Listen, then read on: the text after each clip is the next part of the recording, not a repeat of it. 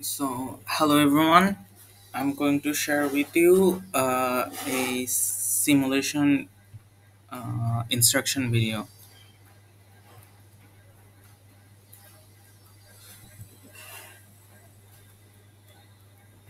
I think you all can do all the like regular DC circuit related videos. I'm going to help you emulate a couple of uh, simulations. I'll show you two simulation, one with DC source and one with AC source, like function generator and oscilloscope.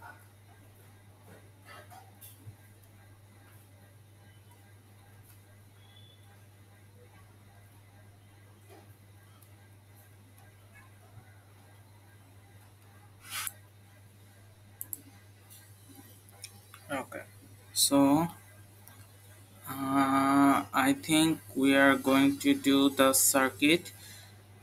We are going to do the first lab and the second lab, and then I'm going to show you how to pick up all the transistors.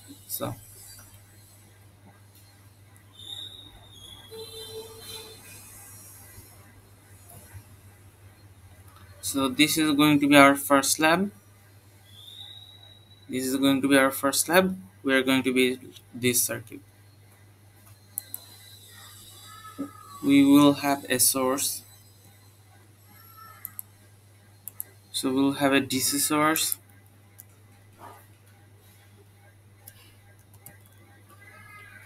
We will take DC power. Alright.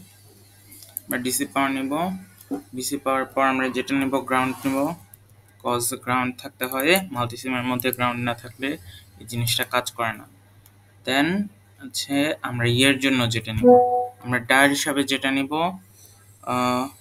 1N4007, এটা আমরা নিব, N4007 নিব। And আমাদের রেজিস্টরের জন্য আমরা all groups থেকে বেসিক্সে যাব, basics থেকে রেজিস্টরে যাব, রেজিস্টর এখন যে রেজিস্টরটা আসে সেটা নিব, দরকার পড়লে আমরা রেজিস্টরের ভালো পরে চেঞ্জ করে নিতে পারবো। So then we connect all the components.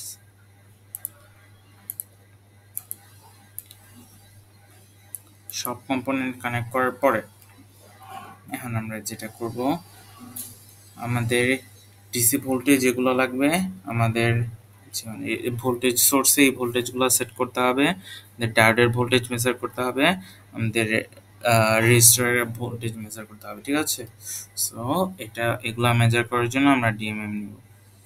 এই মাল্টিমিটার যেটা সেটাই হচ্ছে ডিএমএম। ডিএমএম আমরা ভোল্টেজে সেট করব, এসি ডিসিতে সেট করে রাখবো। এসিতে যদি সেট করি তাহলে আমরা কিছু দেখতে পাবো। আচ্ছা, ডিসিতে সেট করব। দেন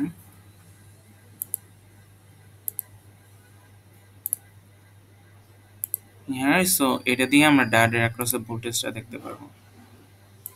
আরেকটা মাল্টিমিটার আমরা নিব,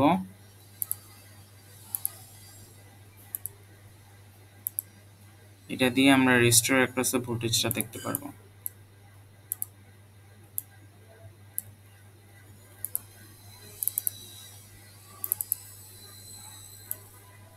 এটা হচ্ছে এটা, এটা হচ্ছে এটা।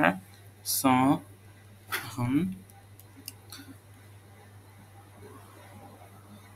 আমাদের রেজিস্টর হচ্ছে 1 কিলো ওহমের, আর আমাদের ভোল্টেজ সোর্সগুলো হচ্ছে 0.1, 0.3, 0.5 এরকম।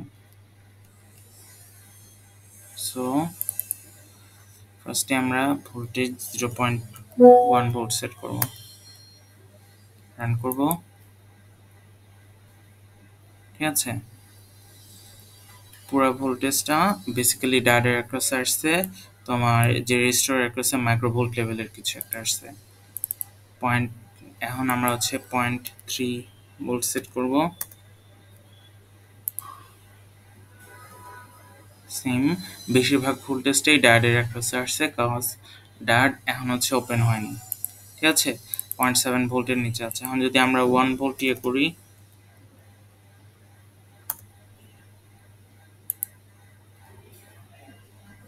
1 ভোল্ট, ওকে। সো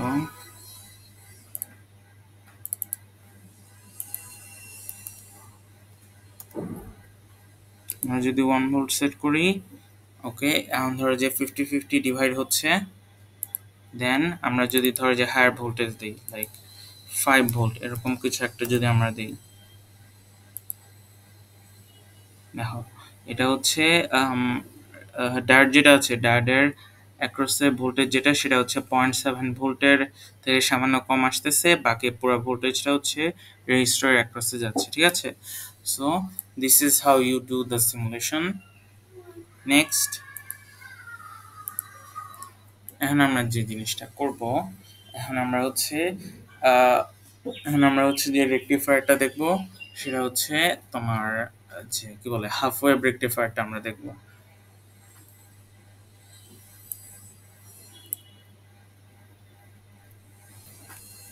হাফ ওয়েভ রেকটিফায়ারের জন্য আমরা ফাংশন জেনারেটর নেব। দেখো ডান পাশে অনেকগুলো কম্পোনেন্ট আছে, যে কোনো একটা কম্পোনেন্টের উপর হোভার করলে ওইটার নাম দেখায়, এগুলোর মধ্যে ফাংশন জেনারেটর আছে, সো ফাংশন জেনারেটরটা নেব। ফাংশন জেনারেটর পর যেটা করব, আমরা রেজিস্টর তো নিব, দেন হচ্ছে আমরা হচ্ছে গ্রাউন্ড নেব।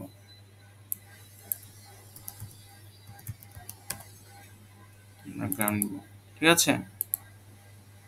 ঠিক আছে, গ্রাউন্ড নেব, দেন হচ্ছে আমাদের ডায়োড তো লাগবে 1 and 2।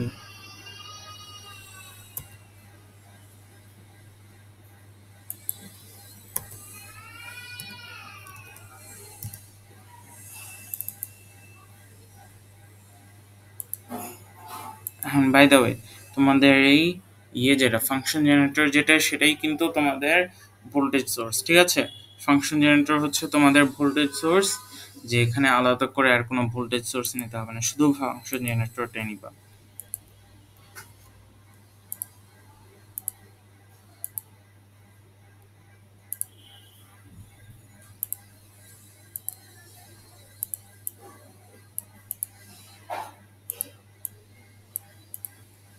দেন হচ্ছে এদিক থেকে তোমরা অসিলোস্কোপটা নিবা। অসিলোস্কোপের এই যে চ্যানেল এ আছে, চ্যানেল বি আছে, চ্যানেল এ চ্যানেল বি দুইটার ইয়েই দুইটার যে ডান পাশের নেগেটিভ যেটা, সেটা তোমরা গ্রাউন্ডে কানেক্ট করবা। চ্যানেল এ যেটা, সেটা হচ্ছে তোমরা সোর্সে কানেক্ট করবা, ঠিক আছে? সোর্সের পজিটিভে কানেক্ট করবা। চ্যানেল বি যেটা, এটা হচ্ছে তোমরা যে আউটপুটে কানেক্ট করবা। এখানে ধরো আমরা আমাদের অ্যাকচুয়াল সার্কিটটা দেখি। দুই হচ্ছে জেনারেটর না, সো না, দুই তো হচ্ছে রেকটিফায়ার।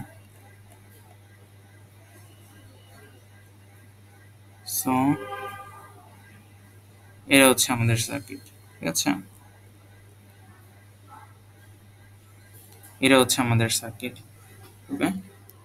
So first is আমাদের 10 volt peak to peak, so 5 volt peak 1 kilohertz, আর আমাদের রেজিস্টার ভ্যালু হচ্ছে 10 kilo ohm. So 1 kilohertz 10 volt না, 5 ভোল্ট পিক, 5 ভোল্ট পিক, ঠিক আছে? দেন হচ্ছে 10 কিলো ওহম, 10 কিলো ওহম, ওকে?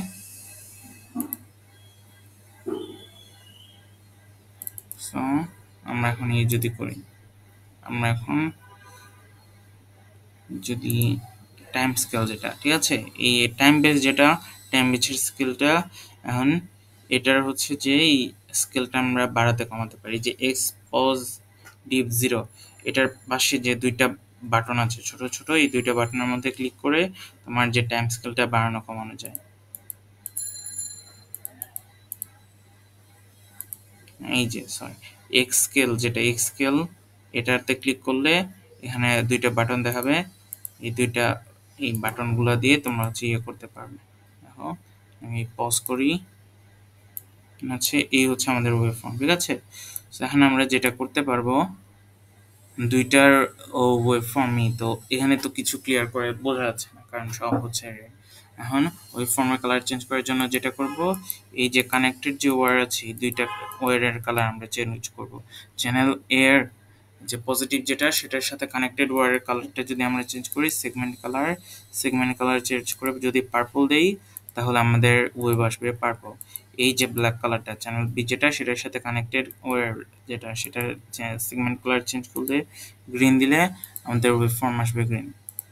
সো এই যে এখন আমরা দেখি আমাদের এই যে, সো এই যে পিঙ্ক ওয়েভফর্ম যেটা সেটা হচ্ছে আমাদের ইনপুট, আর গ্রিন ওয়েভফর্ম যেটা সেটা আমাদের আউটপুট। তো এই যে আমরা দেখতে পাচ্ছি যে শুধু পজিটিভ হাফ সাইকেল যেটা শেষটা পাস করতে পারতেছে, নেগেটিভ হাফ সাইকেলটা আটকে যাচ্ছে কিন্তু। সো এখন আমরা যদি ইয়ে করতে যাই, এটা তো মানে রিপল অনেক বেশি, এটা যদি আমরা স্মুথ করতে যাই তখন যে রেজিস্টারের অ্যাক্রসে আমাদের ক্যাপাসিটর অ্যাড করা লাগবে। সেটা যদি আমরা করি, অল গ্রুপস থেকে আমরা বেসিক্সে যাব, বেসিক্সে গিয়ে ক্যাপাসিটর নিব। সো এখন ক্যাপাসিটরটাকে আমরা রেজিস্টারের সাথে প্যারালালে কানেক্ট করে দিচ্ছি।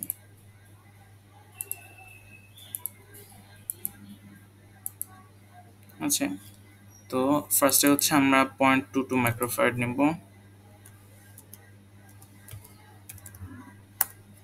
0.22 মাইক্রোফ্যারাড যেটা সেটা আমরা ইয়ে করি। তো আমাদের ওয়েভফর্মটা এরকম করে আসতেছে, ঠিক আছে? ওকে, সো এখন আমরা 0.22 মাইক্রোফ্যারাডের বদলে 1 মাইক্রোফ্যারাড যদি নিই,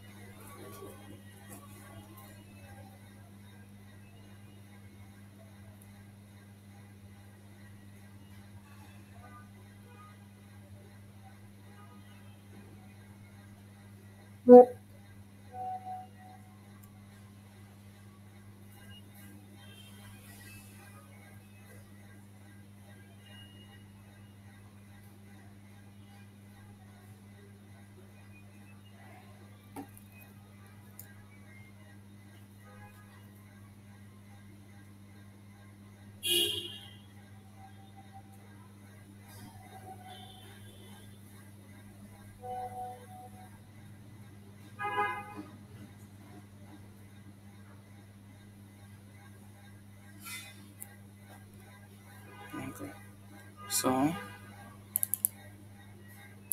1 মাইক্রোফ্যারাড যেটা সেটা যদি আমরা অ্যাপ্লাই করি, তাহলে আমরা দেখতে পারবো যে ওয়েবটা আগের থেকে বেশি স্মুথ হয়েছে, ঠিক আছে? সো যখন কোনো ক্যাপাসিটর ছিল না তখন ইয়েটা ভ্যারিয়েশনটা অনেক বেশি ছিল। যখন 0.22 মাইক্রোফ্যারাড ক্যাপাসিটর অ্যাড করা হয়েছে তখন যে ওয়েভফর্মটার ভ্যারিয়েশন কমছে।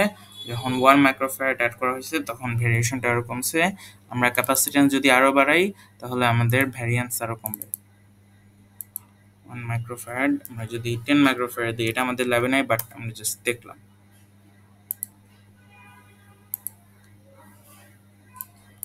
So basically a DC current, ঠিক আছে? Okay, so I think you all get the process.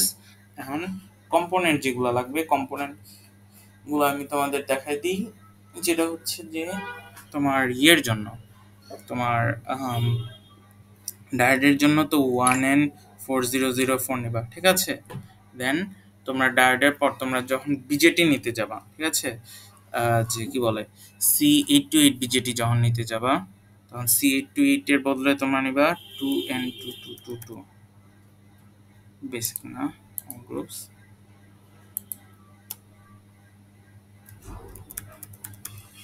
এটা তোমরা নিবা, ঠিক আছে? This is going to B your BJD C828। দেন হচ্ছে যে তুমি ইয়ে করবা, লাইক BD135 এটার মধ্যে আছে, BD135 মাল্টিসিমের মধ্যে ডিরেক্টলি আছে, ঠিক আছে? ওকে, আর ইয়ের বদলে আমাদের মসফেট যেটা নিতে হয়,